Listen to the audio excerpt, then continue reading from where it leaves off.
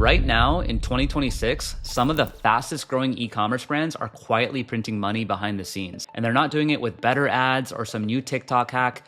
They're winning because they figured out how to turn one-time buyers into repeat customers who keep coming back over and over again. And guess what? They're doing it with email. You see, after working with over 150 e-commerce brands, I noticed a clear pattern every single time. The ones generating 30 to 50% of their revenue from email treat it completely different than the brands stuck below 15%. The thing is, they don't treat email as a nice to have or an afterthought.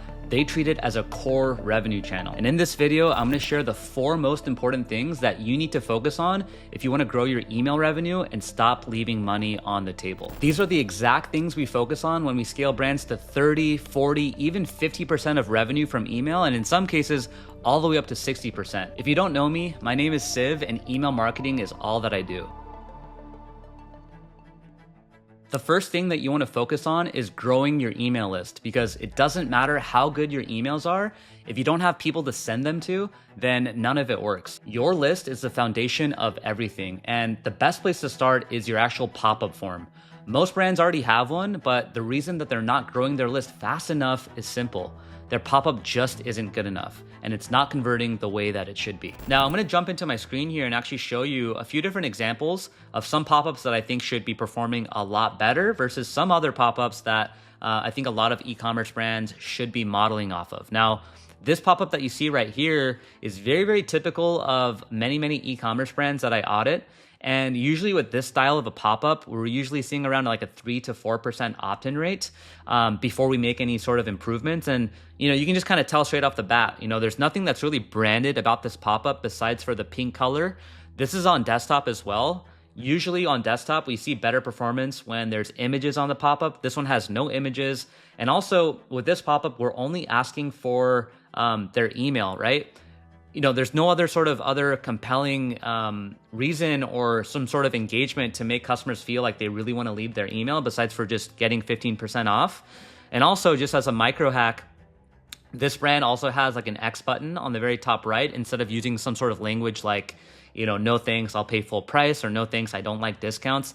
Little things like that can make a huge difference. So that's one example. And let me show you this other example right here. And so this is another classic example, right? With this example, the text is like very, very small. That's the biggest mistake I see with pop-ups, is where the text and like the offer is very small and kind of hard to read, especially on mobile. You want to make sure that your offer is as large as possible. We want to make it so that your potential customers and the people that are coming to your website, that offer is very clear to them and they know exactly what they're going to be getting. With this pop-up as well, there's a little bit too much text. The less text that you have, the better the pop-up is going to perform.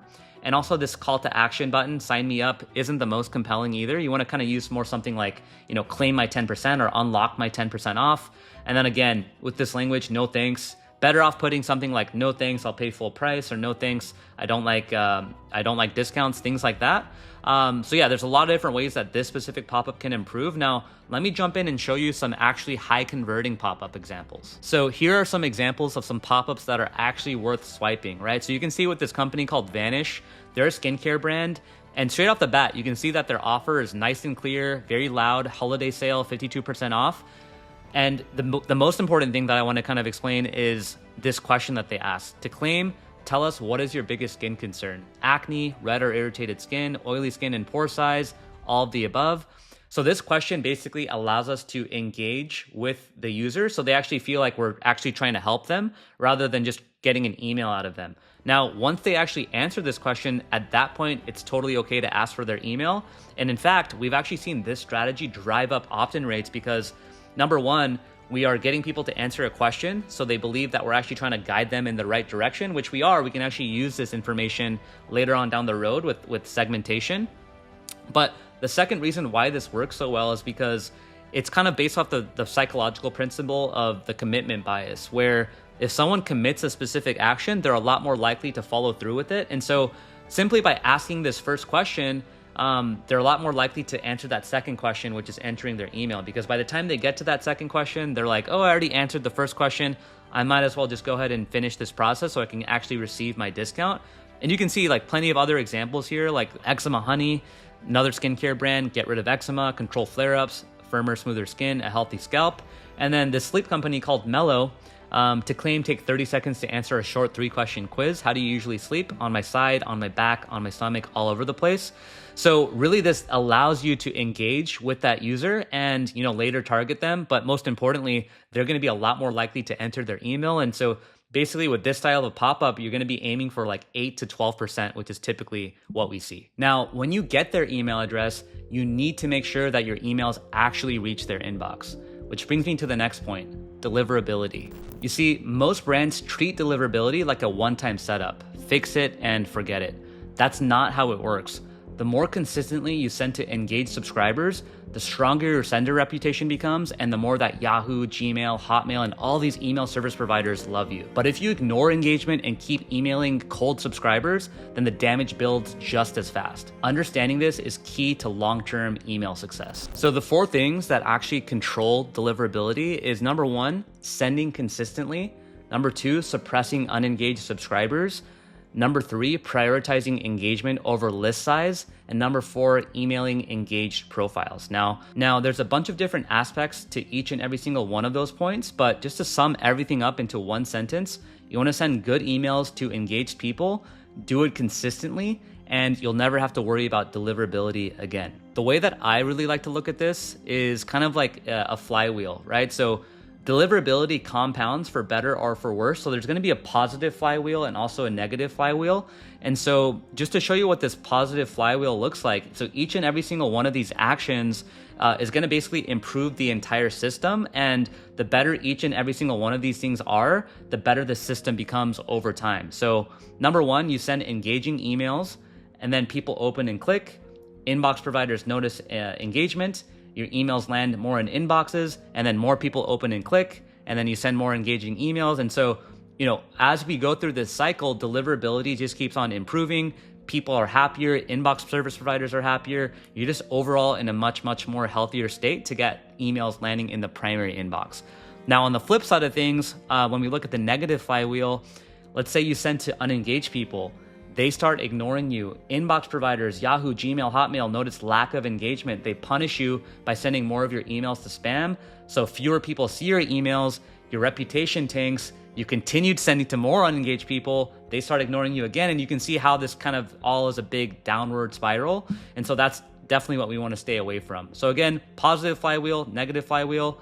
You definitely want to do all the actions that it takes to get as many positive interactions as possible. I have a full video on deliverability on my channel where I cover all of this in detail. If you want to dive deeper, you can check it out. The link is in the description. And so the next pillar is flows, and flows are basically your 24/7 sales team that never clocks out. Flows are where your email starts to make money while you sleep, and they're basically automated email sequences strategically triggered by specific customer behaviors or actions that people could be taking on your website.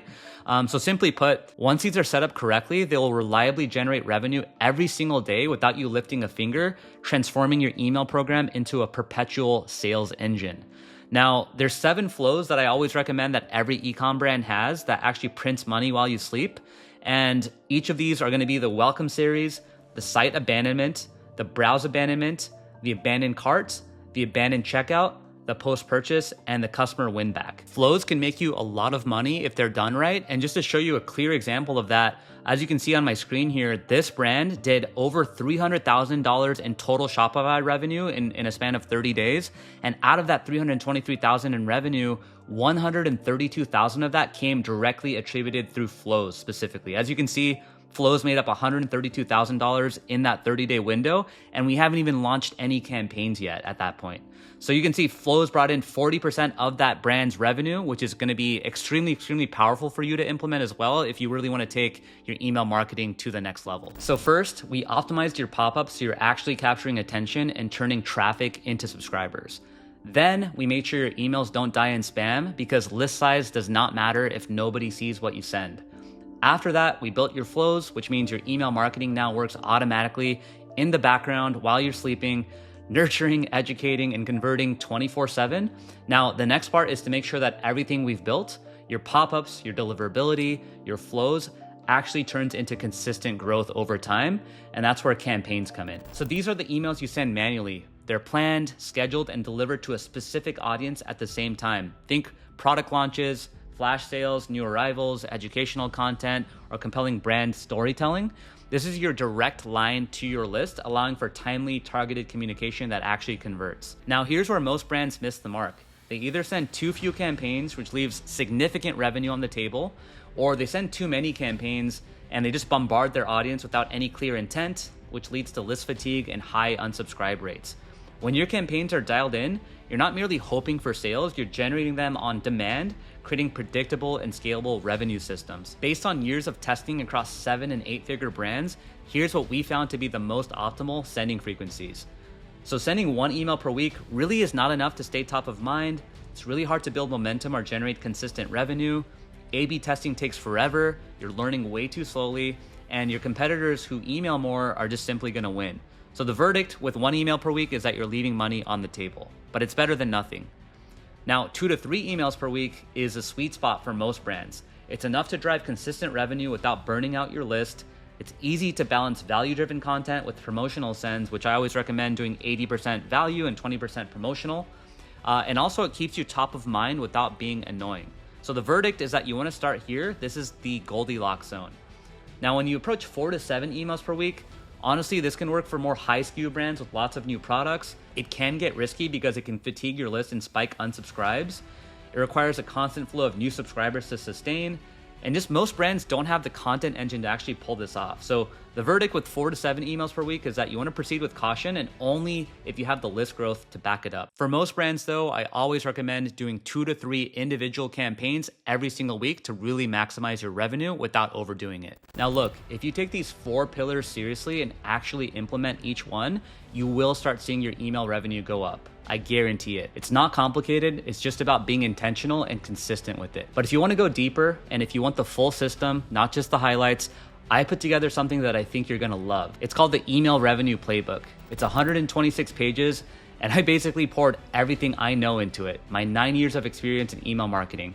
Every tactic, every framework, every strategy that I've used to help brands generate 30, 40, 50, even up to 60% of their revenue from email. It's all in there, and I'm giving it away completely for free. The link to grab it is right below this video. Go download it, go through it, and then come back and start implementing. Because the brands that are winning with email in 2026 are not doing anything magical. They just have the right system in place. So go get the playbook, the link is below, and I'll see you in the next one.